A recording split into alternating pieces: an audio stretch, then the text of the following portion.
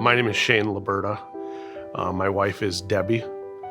We've got 2 daughters, Bryn, who was the patient here, and she has a twin sister, Olivia. They were a dream. You know, we couldn't have had a better first few years. That was what made our journey start so confusing. Bryn was 9 years old when she got sick.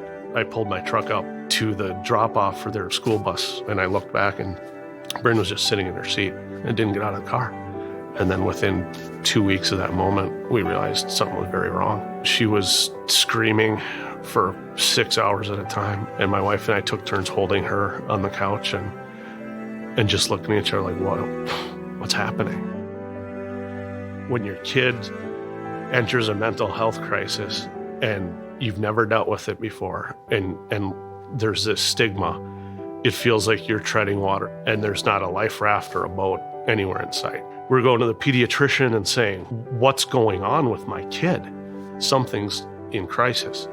And it's pain I can't describe. We didn't know Masonic. We didn't know anything about it. They admitted us, and I'll never forget the attending pediatrician comes in, and she puts her hands up and she says, hold on a second.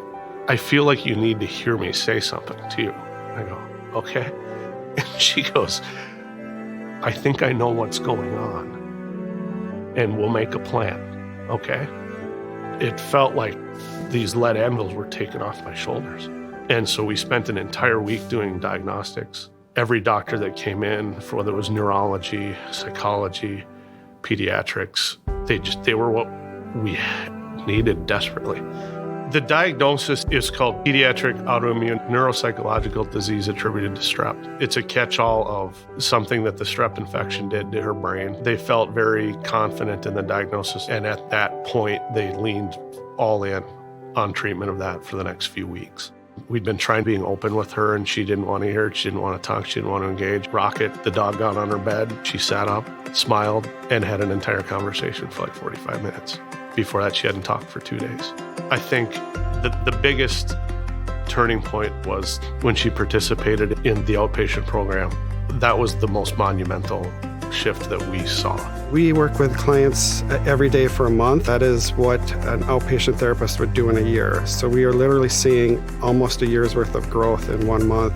The unique benefit of the partial and IOP program is that we can offer all types of programming. We have verbal groups, which do processing of feelings. We have experiential groups, which are music, art, and therapeutic recreation. They come into music therapy and they look at this room and they go, oh my gosh, look at all those instruments. Without fail, every kid.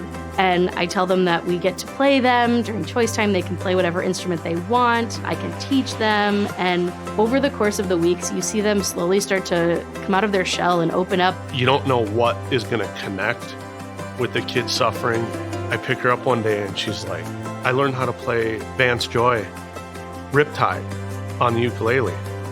And I'm like, you did what?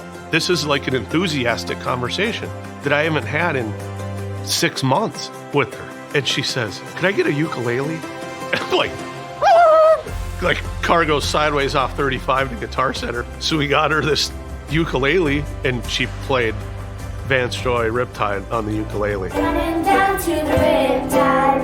It's weird in this horrible journey. I've said before, there were awesome moments, and it was totally because of this facility and the doctors in it.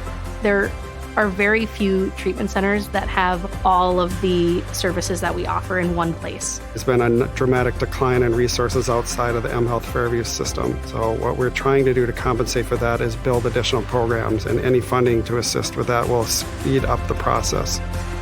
Both music therapy rooms, our swing room has been absolutely transformed. In addition to that, there's the new workout room that they have. That feel-in space has just been really wonderful. But there are still rooms that need our help and still places that could use the support.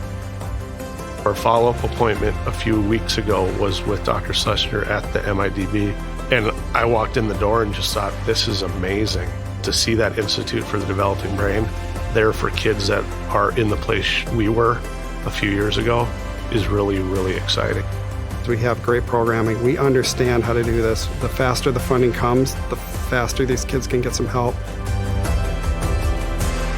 The difference in the doctors here were monumental, and Bryn is launching into life as a thriving teenager because of what Masonic did for our family.